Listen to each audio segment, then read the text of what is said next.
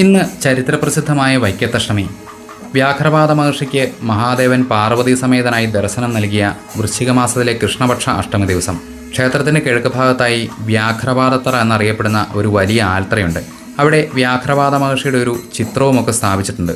ഇവിടെയാണ് വ്യാഘ്രപാദ മഹർഷി മഹാദേവനെ തപസ്സനുഷ്ഠിച്ചിരുന്നതും മഹാദേവൻ അഷ്ടമി ദിവസം മഹർഷിക്ക് ദർശനം നൽകിയതെന്നുമാണ് വിശ്വാസം. ഈ ആൽത്തറയ്ക്ക് അതുകൊണ്ട് തന്നെ ഒരു വലിയ പ്രാധാന്യവുമുണ്ട്.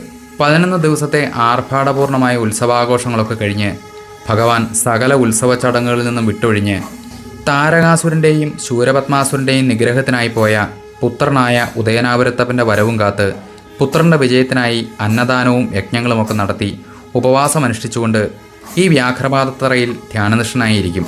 ഇന്നേ ദിവസം രാവിലെ ഒരു പൂജ മാത്രമാണ് ക്ഷേത്രത്തിൽ നടക്കുക. അഷ്ടമിയുടെ അന്ന് ലക്ഷക്കണക്കിന് ആളുകളാണ് ഭഗവാന്റെ അന്നദാനമുണ്ട് സംതൃപ്തരായി മടങ്ങുന്നത്.